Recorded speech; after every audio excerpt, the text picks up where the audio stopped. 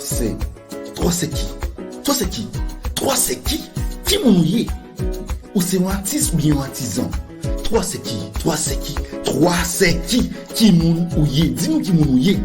Moi, c'est une nouvelle émission pour les artistes et les artisans, proposée par Florence Augustin et Elite Média. Diffusée tous les samedis à partir de 19h sur Elite Média. Bien, chers amis internautes, bonsoir. Je suis Florence Augustin, artiste. Aujourd'hui, nous allons recevoir une grande dame, l'une des meilleures pianistes d'Haïti. Elle a travaillé corps et âme pour la musique classique. Mais quelle est la motivation première de cet artiste? Sa maison où les notes de musique ont toujours fusionné, sa maison, disais-je, a toujours été ouverte à tous, quelle que soit l'heure du jour et de la nuit. Qu'est-ce que cette dame souhaite pour la musique classique et surtout la musique classique haïtienne? Des réponses à toutes ces questions dans quelques minutes. Vous vous sentez dépassé, épuisé? Vous avez l'impression que vos prédispositions ou vos tendances personnelles sont combinées à un stress écrasant ou une dépression? Les événements des dernières années ainsi que l'évolution de l'environnement de travail nous ont tous impactés. Nous sommes tous fatigués et en quête de la tranquillité. L'émission Éveil Communication, mise sur pied par Elite TV, est conçue pour vous aider. Éveil Communication est axé sur la relaxation mentale et la paix intérieure. Tous les vendredis soirs sur Elite Média, Éveil Communication pour prendre soin de soi à travers la méditation, des échanges pour améliorer votre santé physique, mentale et spirituelle.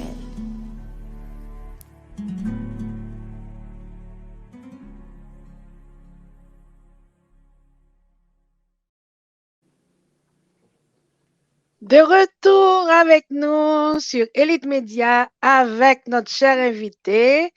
Bonsoir, qui mounouye? Moi, c'est Micheline Lodin-Denis. Bienvenue, Micheline Lodin-Denis, à cette nouvelle édition de l'émission Moins C. Merci. Alors, c'est un grand plaisir de te revoir et de te retrouver si épanouie, si merci. jolie. Merci, je te rends le compliment. Alors, tu vas, si tu veux bien, expliquer pour nos invités où tu es né. Tu vas parler de tes enfants, de ta formation. Je te laisse la parole. Bon, ben, je suis née à Port-au-Prince et j'ai encore 4 enfants et je suis veuve. Voilà. Et donc, je suis née à Port-au-Prince d'une famille modeste, mais où la musique a toujours fait partie de ma toute première enfance. Donc, j'ai toujours connu tous les genres de musique, populaire, variété, classique, à tout moment avec mes parents. C'est comme ça que j'étais dans l'ambiance familiale. Ok, ce qui veut dire que à la maison, tout le monde jouait d'un instrument quelconque? Pas forcément jouer. Mon père faisait de l'accordéon avec la musique populaire ou de variété, comme je te dis, mais aussi il passait de la musique classique sur son tourne-disque, qui était très agréable, et surtout, c'était le baptême de bonheur, c'est ainsi qu'il nous réveillait à la place de la sonnerie stridente des réveils matins, tu sais. Et puis, au fur et à mesure, comme il s'amusait toujours, mon père était un homme gai et très, très jovial. Il s'amusait toujours à jouer au piano, des airs populaires. Donc, moi, je m'amusais aussi à le répéter vers les 4-5 ans, à répéter ce que j'entendais. Et c'est comme ça que petit à petit, j'ai eu un professeur pour commencer à apprendre la musique. Dès l'âge de 5 ans? Oh, même avant. Oui, mais alors j'ai eu un professeur qui c'était une dame très maternelle, dans lequel s'amusait à me jouer certains morceaux que je répétais. Et elle À croyait, l'oreille? À à l'oreille, à l'oreille. l'époque? Et elle croyait que je les lisais. Donc, moi, audacieusement, je tournais les pages pour faire croire que je lisais. Ce n'était pas vrai, je ne savais pas lire. Je comprends. Et après ça, Musique. Mhm. par la suite, que j'ai eu d'autres professeurs qui m'ont enseigné la lecture, l'écriture et tout ça. C'était vers quel âge à ce Ah moment-là? ben, je pense que je devais avoir 8 ans quand j'ai eu mon premier professeur pour travailler sérieusement. Mhm. Micheline Lodon-Denis, qu'est-ce que la musique classique? La musique classique se définit de plusieurs façons. Tu as la musique classique de l'époque classique, 18e siècle. Tu as, à cette époque, c'était Haydn, Mozart, le chevalier de Saint-Georges, qu'on appelait le Mozart noir. Et puis les époques se sont suivies, succédées. Avant le classique, il y avait le baroque. C'est la musique de Bach, Jean-Sébastien Bach est désigné comme la musique baroque, tu vois. Ce sont les époques. Et ça, c'est pour les désigner. Ensuite, tu peux dire que la musique classique, on la dénomme comme ça, même si c'est parce que c'est une musique savante, c'est une musique composée, travaillée. Donc, au fait, qui est-ce qui a créé la musique classique? Qui a créé la musique classique? Eh bien, tu sais, ce sont comment dirais-je, les maîtres de musique se sont mis ensemble pour établir des règles, des normes que l'on devait suivre. Et à partir de ces règles, on pouvait arriver à analyser, à mettre en place une œuvre musicale pour que ce soit vraiment quelque chose de sérieux. Et par exemple, on peut comparer avec une dissertation française que tu veux faire. Tu as les plans, tu vois, exposition, l'introduction, l'exposition, le développement, la conclusion.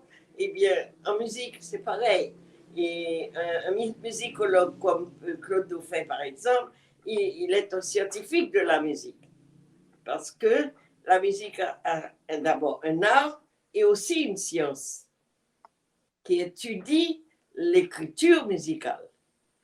Alors, c'est dans ce cadre-là que l'on désigne, que l'on arrive à toujours placer la musique classique. C'est ça. Donc, c'est grâce à ces règles, à ces normes. Sa composition. Mais aussi, alors, en général, maintenant, on parle de musique classique dès qu'il s'agit. Pour comparer, quand ce n'est pas du populaire ou du traditionnel, on dit toujours tout de suite musique classique pour situer une musique qui n'est pas dans le cadre populaire. Donc, voilà, au fait, comment identifier un morceau de musique classique? À sa façon de... C'est-à-dire, la musique classique, c'est une musique aussi qui a traversé les temps. Et pas seulement la musique. Il y a beaucoup de choses qui ont traversé les temps et qui sont restées audibles, qui sont restées dans les traditions, dans les coutumes. Alors, ça est devenu classique. Même dans les vêtements, tu peux avoir ça.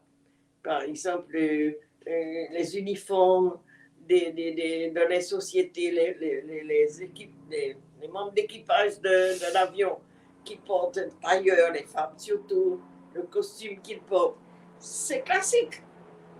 Parce que ça n'a pas changé de mode. Tandis que tu as la mode qui diversifie. Tout à fait, on comprend. Donc le mot classique, c'est ça, c'est quelque chose qui va de tous les temps. Je comprends.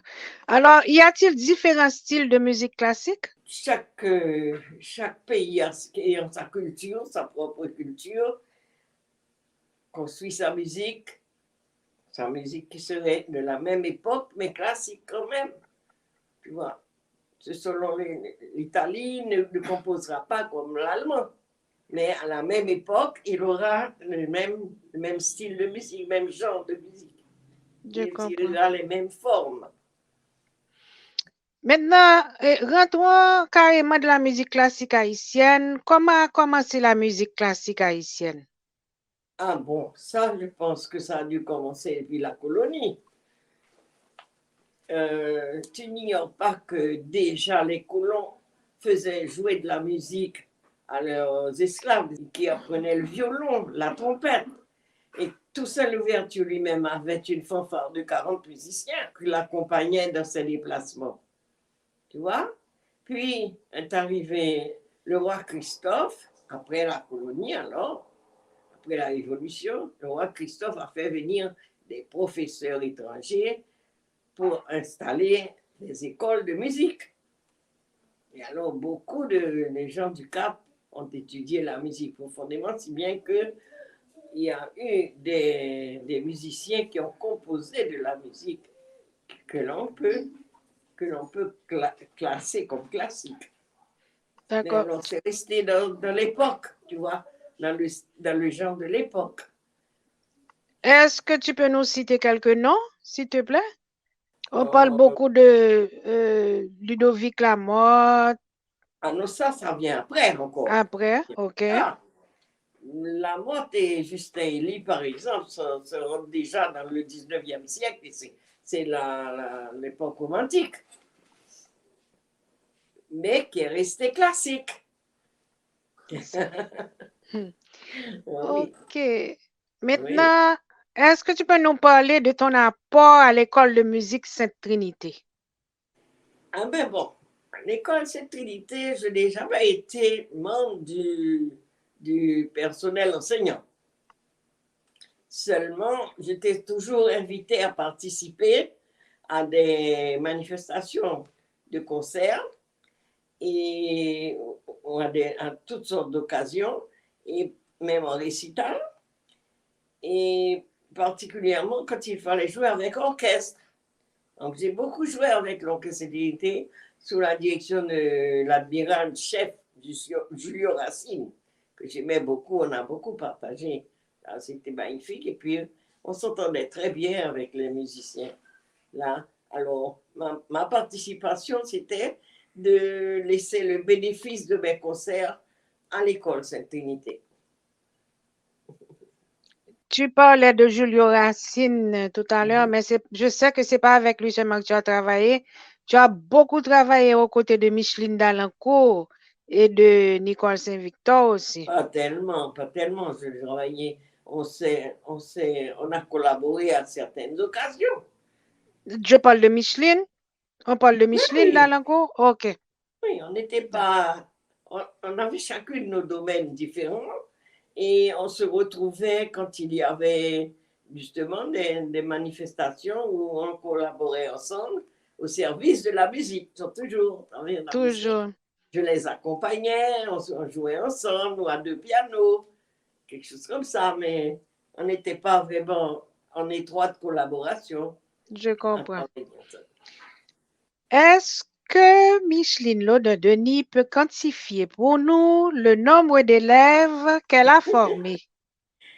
Ah, ma chère, au cours des années, le long des années, je crois que j'en ai un millier. J'en ai eu un millier. Je crois que ça n'étonne personne. De tous les milieux, de toutes les générations, même des adultes. Ah oui. Et on a toujours resté amis, on a toujours gardé de bons souvenirs entre nous. Micheline Laudon-Denis, c'est plus de 60 ans de carrière, des dizaines de concerts récitals un peu partout dans le monde et des générations de musiciens formés, récitals dans différents pays, citons au hasard quelques pays, Haïti, bien sûr, République dominicaine, Cuba, Suisse, France, Japon. Est-ce que tu penses que la musique classique haïtienne est assez connue sur le marché international? Certains musiciens disent que sa diffusion est totalement inexistante. En effet. Mais attends, une petite rectification. Je n'ai pas été en Suisse ni au Japon. Ah bon? À part la France, l'Allemagne, quand j'étais étudiante. Et après, mon parcours s'est fait surtout du côté du continent américain. depuis D'accord. Washington, New York, Miami, et les Caraïbes, Haïti, République dominicaine, Cuba, Porto Rico, j'ai joué partout. Et puis l'Amérique du Sud. J'ai fait D'accord. l'Amérique du Sud jusqu'au Brésil et remonté au Venezuela. Mais alors, après aussi, j'ai été en Afrique, j'ai joué au Sénégal, oui, avec le président Senghor. Maintenant, pour la musique haïtienne, j'ai toujours, suis toujours fait le devoir d'introduire des auteurs haïtiens dans mes concerts, dans mes programmes de concerts, notamment Carmen Bois, Ferrer Laguerre, et puis les plus connus, Justin Elie et Lamotte, La mode. qui étaient les plus connus alors de le parti Le Commenti. Avec Carmen, c'était plus moderne, mais toujours dans le sens avec des rappels des rythmes vaudou, et Ferrer Laguerre aussi. C'est dans la musique enfantine de Ferrer. Est-ce que d'après toi, la relève est assurée? Je pense que oui, parce que un bon nombre de nos jeunes musiciens talentueux sont partis étudier dans les écoles étrangères. La relève en Haïti est plus difficile parce qu'il y a encore beaucoup de talents. Il y a beaucoup de talents qui commencent à germer, mais qui n'ont pas beaucoup la possibilité de se développer, malheureusement. Mais ceux qui ont pu échapper, qui sont aux États-Unis, qui sont en France, eh bien, ils évoluent et un beau jour, ça va éclater. Je suis sûre. D'abord, nous avons en ce moment au Canada David Bontemps. Tout à fait. Voilà. Et j'ai eu l'honneur d'assister à son opéra l'autre jour. C'était bien. Il promet. Oui, ça marche, ça avance. Oui. Et ça va se faire connaître. Nous avons en France aussi, avec Amos Coulange, qui fait du bon travail. Oui. Et ainsi, ça va se faire, ça va se faire. Mais Oh, ça prend du temps, tu sais. Oui. Ça prend du temps. On va faire une toute petite pause et puis... Attends. Oui, vas-y. Tu me demandais si c'était inexistant aussi. Il y a aussi une difficulté d'édition parce que les musiques ne sont pas éditées, elles sont simplement copiées, éditées et imprimées, mais pas éditées. Voilà pourquoi ça ne peut pas se propager, les partitions. Mais il y a Yega Hubert, la musique de Yega Hubert est vraiment assez connue déjà. On en parle beaucoup, en effet. Oui. Oui. Donc, on va faire la pause maintenant. OK? On fait la petite pause et puis on revient tout de suite. Une toute petite pause. Vous vous sentez dépassé, épuisé? Vous avez l'impression que vos prédispositions ou vos tendances personnelles sont combinées à un stress écrasant ou une dépression? Les événements des dernières années ainsi que l'évolution de l'environnement de travail nous ont tous impactés. Nous sommes tous fatigués et en quête de la tranquillité. L'émission Éveil Communication, mise sur pied par Elite TV, est conçue pour vous aider. Éveil Communication est axé sur la relaxation mentale et la paix intérieure. Tous les vendredis soirs sur Elite Media, Éveil Communication pour prendre soin de soi à travers la méditation, des échanges pour améliorer votre santé physique, mentale et spirituelle.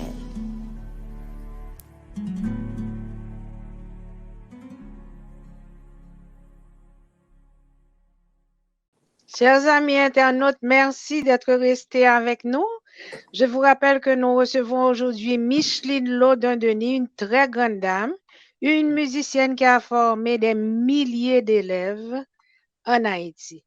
Micheline Laudin-Denis, raconte-nous l'anecdote du piano crapaud. Le piano crapaud que tu avais acheté. Moi? Oui. Et puis, Raoul Denis Senior n'a pas voulu de ce piano-là. Ton premier piano. Ah non, je n'avais pas choisi, acheté, mais choisi seulement. Choisi. D'accord. Parce OK. qu'il voulait m'offrir un piano à queue, à- comme cadeau de mariage. Ça Hmm. date de longtemps. Et alors, j'avais choisi un petit piano à queue qu'on appelle les crapauds. Mais alors, il m'a dit, tu te moques de moi. Parce qu'au niveau de ma famille, on n'aime pas les bêtes à sang froid. Alors, on va Ça, choisir un c'est la autre petite histoire pour nos amis.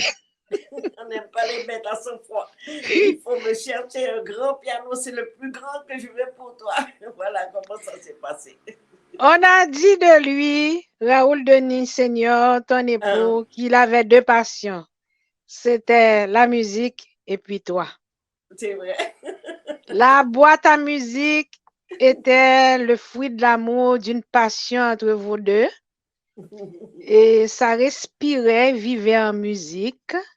Oui, Et la boîte à musique n'était pas seulement un magasin où on vendait les disques, mais c'était devenu comme un salon où c'est les ça, une discussions rencontre. allaient bon train Oui, sur une nouvelle œuvre ou bien sur un oui, instrument quelconque.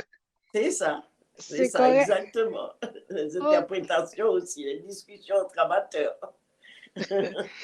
C'est ainsi. Micheline Denis, explique pour nos internautes quelle est, d'après toi, la forme musicale qui représente le mieux la culture haïtienne. Une culture tellement multiple, c'est pas facile. Ça dépend des goûts du compositeur, mais qu'est-ce qui nous représente le plus facilement? C'est dans les œuvres de certaines époques qu'on va trouver ça. Et, mais d'abord, la première œuvre populaire qui permet à tous les Haïtiens de se reconnaître, c'est Choukoun. C'est dans Choukoun qu'on se reconnaît. Et ça, c'est une chanson qui est devenue classique populaire. Voilà. Mhm. Mais Donc, alors, qui caractérise vraiment la musique classique haïtienne, je ne pourrais pas te dire. C'est ça.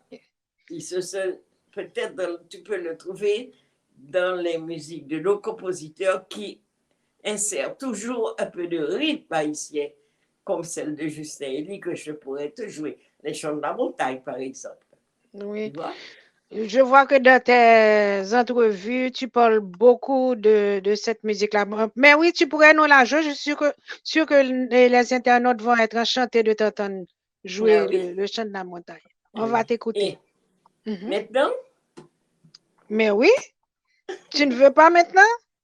ben si, Ah ben, on ça y va. dépend, ça dépend du temps que tu as encore. Ben, le temps qu'il faut.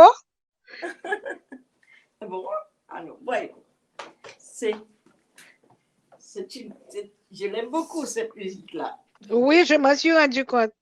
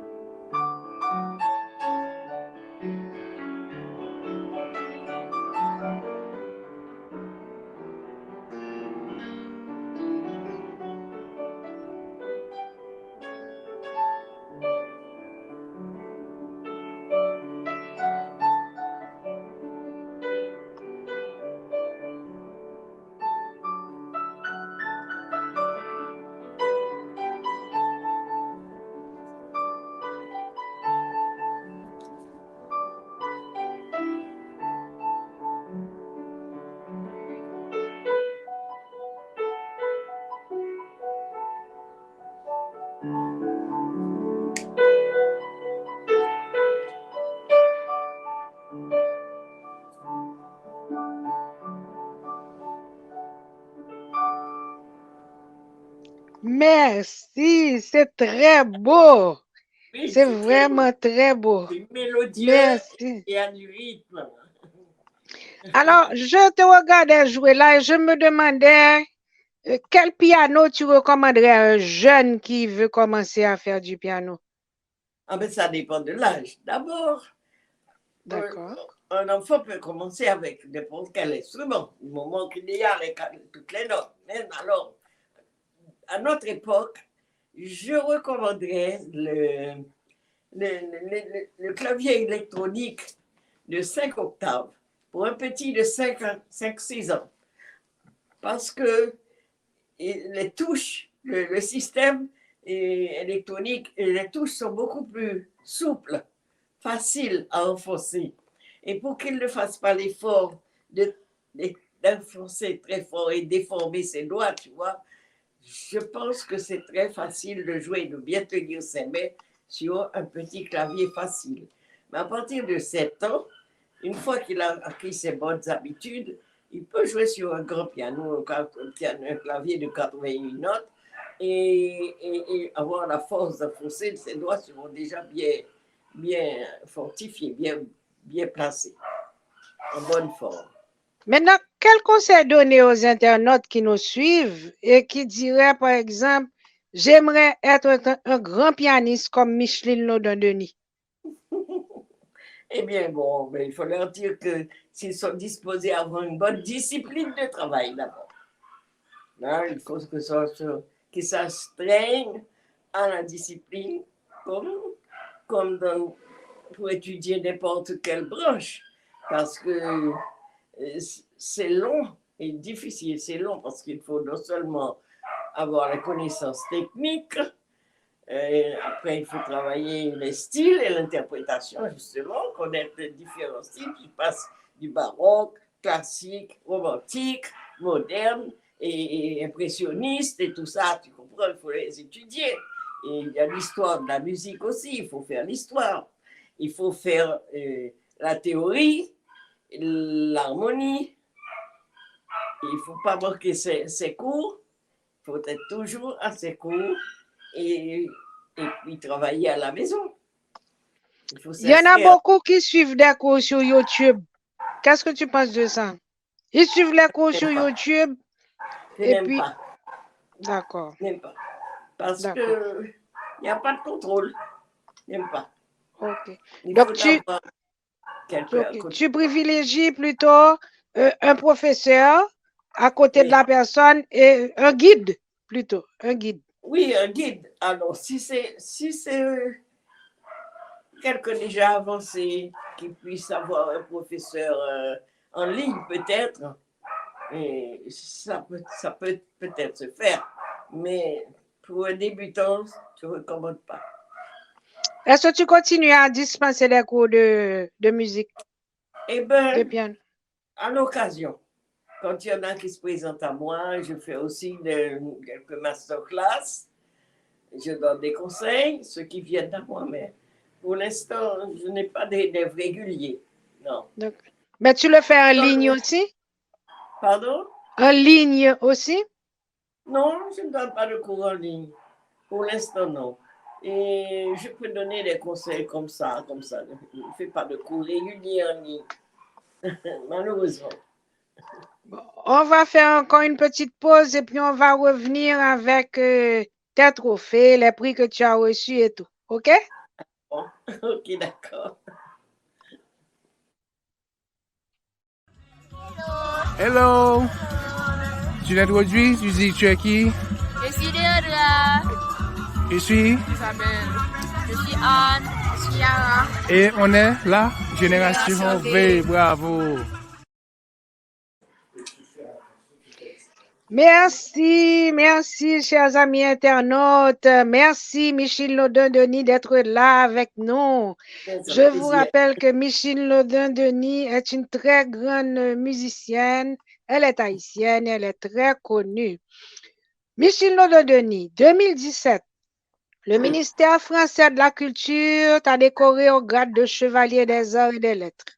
Oui, En 2020, tu as été nommé président du jury au concours national de piano de la République dominicaine. oui. Oh, merci de nous montrer ça La médaille. encore. Et ça, Magnifique. c'est une médaille de Cuba. Une médaille d'or de l'Orchestre symphonique de Cuba. C'est Et bien. ça, c'est la médaille de France.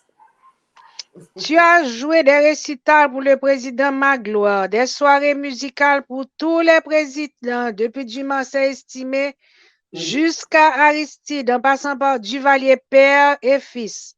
Oui. Est-ce que tu as eu une distinction de notre pays, Haïti? Non, jamais, jamais. Peut-être, j'ai eu quelques cadeaux, c'est tout, mais pas de distinction comme celle-là. Non. Oui. Quelques cadeaux et quand même la reconnaissance parce que nous savons que la Fondation des Trois Fonds salue l'énorme travail de sauvegarde du patrimoine musical haïtien que tu fais. Excuse-moi. Oui. Bien sûr, la Fondation FOF s'en occupe, Ouais. mais c'est la Focal, c'est Focal qui s'est occupé de la diffusion de mes livres. Tu vois, c'est par la Focal et la Suisse. C'est voilà, très bien. Merci pour la précision. Je suis sûre que les internautes vont apprécier. Quel autre prix as-tu reçu? Quel autre distinction? Non, j'ai eu des trophées, j'ai eu des reconnaissances de la part de mes élèves. Ça, tu ne le croirais pas, oui. J'en ai une quantité de trophées de reconnaissance, mais pas d'autres médailles ou de distinction comme ça, non, pas pour l'instant. Non. Mais en conscience, c'est quand même très précieux et je les conserve. Ah ben oui. Mais oui. Maintenant, est-ce que tu peux nous montrer quelques disques que tu aurais publiés? Oh oui, bien sûr, les voilà. Attends, bien vite. Ici, rapidement. Attends, le premier, c'était celui de Washington.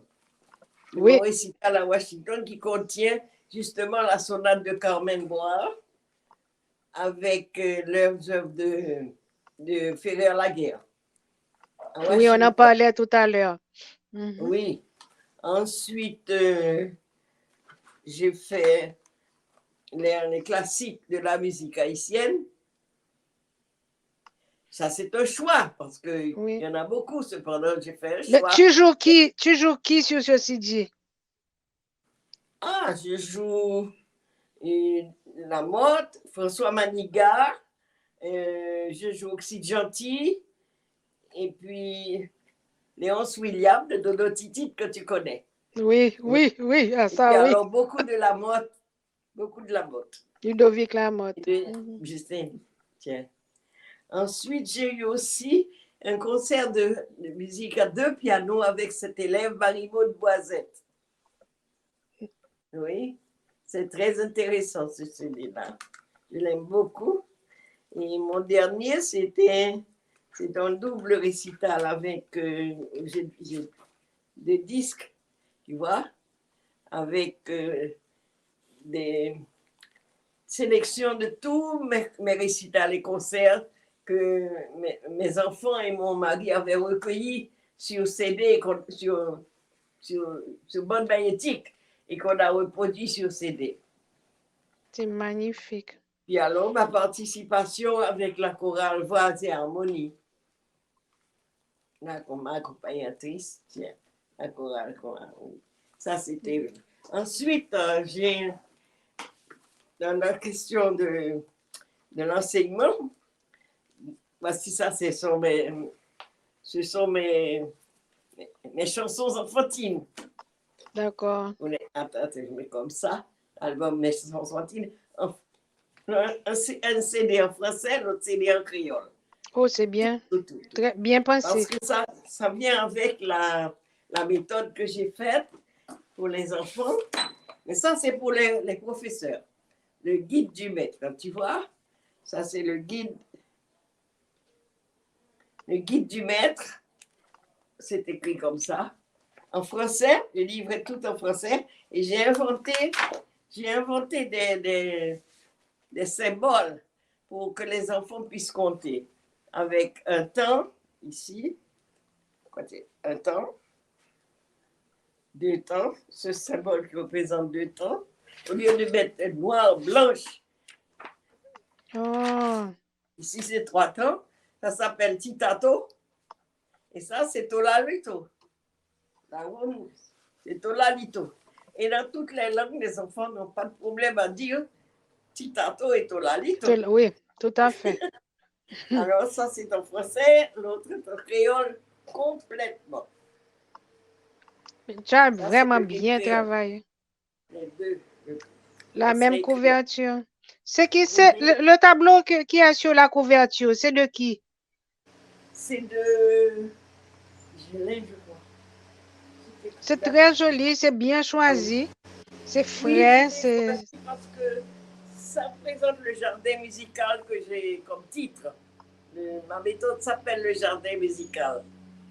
c'est bon. Et puis, alors pour l'application des enfants, ma fille a reproduit mon travail, le premier cahier qui s'appelle Les Poussins, et elle a fait les mêmes. Attends, je vais rapidement. Quand tu dis ta fille, Sibylle ou bien Non, Pascal? Pascal, elle est spécialiste en éducation musicale, c'est-à-dire Oui, ça, je elle sais. des tout Elle petits. est sur ma liste d'invités. Ah, bah, c'est une bonne idée. Elle peut t'en donner des choses. Alors, c'est elle qui fait mes cahiers en français et en créole et en espagnol. Elle traduit en maintenant. espagnol. Je lui montrais ça avec les petits dessins. Ici, là, j'ai encore un grand cahier de ça, c'est les perroquets. Hein? J'en ai plusieurs. Les perroquets, c'est ouvert. Avec les rythmes. Les rythmes des enfants. Etc. Et les chansonnettes qui sont accompagnées par des accompagnements de tir à roule. Très gai, très amusant et très rythmé pour les enfants. Donc, Voilà. si on a besoin de cette collection-là, où est-ce qu'on peut la trouver? Ben, la boîte à Parce que musique, tu nous montres des chefs-d'œuvre là, moi j'ai envie de tout acheter. Où est-ce qu'on peut... Et je suis sûre que les internautes ont le même sentiment.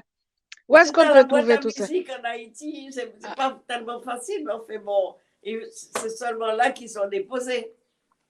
D'accord. On peut toujours chercher à les remplacer. Ça, c'est le livre de ma fille. Oui. Sibylle. Oui, c'est ça. Donc, le livre qu'elle a publié le samedi 10 novembre 2018, Musique, vie et passion. Oui. Un travail de titan, parce que je sais que pendant que Sibylle dépoussiérait les archives qui s'accumulaient depuis des années dans le dépôt de la maison familiale, en relisant, en réécoutant tout ce qui a été écrit ou dit sur toi dans les médias, tirait à lui, fouillait dans les archives laissées par son père, qui a été, oui, un véritable accompagnateur de ta carrière. Maintenant, Maxence, lui, a réalisé l'entretien avec toi pour le compte du DVD. Et je signale en passant qu'il y a plus de 300 photos de toi dans l'album. Ah bon? Oui, je t'en apprends des choses. Oui, en effet. Il y en a qu'on a mis de côté quand même. Donc, c'est un livre conseillé à tous les amoureux de la musique classique et pour tous ceux qui t'admirent aussi. Permets-moi de te signaler une chose. Oui. J'ai fait des petits dessins pour apprendre aux enfants à dessiner la clé de sol par petites étapes. Et c'est accompagné d'une histoire qui est dite en français par Anthony Phelps et en créole par Cito Cavé.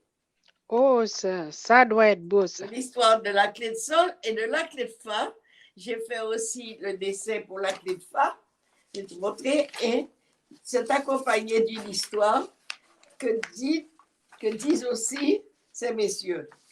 Et voici, il y a le clown fa. Est-ce que tu vois le clown? Très bien. Il y a la tasse avec les oreilles et tout. Et Anthony Phelps et Cito Cavé les racontent dans mon disque pour les enfants. De jolies voix. De grandes voix. Oui. Grandes voix. Oui. en français et en créole. Oui. Tout ça, Maintenant, tu peux les trouver dans toujours, Dans toujours à la boîte à musique. la boîte à musique. Maintenant, on est arrivé à la fin de l'émission, malheureusement. Tu connais notre principe. Je vais te donner 3 mots. Tu vas choisir un seul et tu vas laisser parler ton cœur. OK? Allons voir. J'espère que ce ne sera pas trop difficile. Ben, symphonie, la couleur mauve, et puis je te dis Akassan. Hein? Akassan. Je choisis Akassan. Bon, on y va. Nous avons une chanson justement sur l'Akassan. Ça tombe bien. Avec Pascal, mais oui. Akassan chaud, Akassan frais, Akassan au sirop, tout voudrait aimer ça. Voilà. Eh bien, tu vas nous la jouer? Ah non, je ne la joue pas, on la chante. Oh! Eh bien, c'est sur les notes pentatoniques que nous faisons les chansons pour les enfants. Les 5 tons. Voilà. Bon. Akassan chaud, Akassan froid. Il l'aime au sirop, Akassan. Eh bien, on a été vraiment chanté de t'avoir avec nous. On est à la fin de l'émission, malheureusement. Moi aussi, ça me fait plaisir. Eh bien, je ne sais pas si j'ai bien répondu à toutes les questions. Tu as bien répondu à toutes les questions. Tu nous as montré beaucoup de choses aujourd'hui qu'on ne savait pas. Surtout toute ta belle collection. On voit que tu as vraiment travaillé pour conserver le patrimoine. C'est ça. Chevalier Saint-Georges, qu'on appelle le Mozart noir. Oui. Il était né d'une esclave noire. Je vois les choses à l'envers. Une esclave noire et de français. Et il a été un champion. Mais ses musiques sont magnifiques. C'est le précurseur. Pour moi, c'est un précurseur de vos arts. Mais sa musique a été occultée par Napoléon parce qu'il était noir. Je comprends. Tu comprends? Mais à l'époque, c'était comme ça. On a commencé à sortir ces partitions des tiroirs et vraiment, on découvre beaucoup de belles choses de la même époque. Oui, ça vaut la peine. Des symphonies, des musiques pour violon, et c'est formidable. Formidable, très joli. Bon, on va essayer de fouiller pour trouver ces partitions-là et pour les écouter. Je suis sûre. Si tu dis que c'est beau, c'est que c'est beau. On fera sur YouTube facilement maintenant. Il y a des groupes qui commencent à les jouer. Et quant à la question de musique haïtienne qui se propage, j'ai entendu 2 ou 3 chorales de l'université américaine qui chantaient Papa Legba. Je les ai remarquées aussi sur YouTube. D'autres chansons de Émile Desamours. C'est ça. Les chansons traditionnelles. Et ils en étaient très, très, très heureux. Les musiciens les chantaient avec du rythme. Évidemment, il faut des petits arrangements. Oui. Mais c'est déjà, le chemin est tracé, puis on est sûr que... Ça commence. C'est ça. Voilà. Alors, Micheline Lodin-Denis, Élite Média te remercie pour ce moment de partage. Oui. D'accord. Alors, nous te souhaitons de continuer. Je sais que toi, ta maison est toujours ouverte pour les conseils et tout.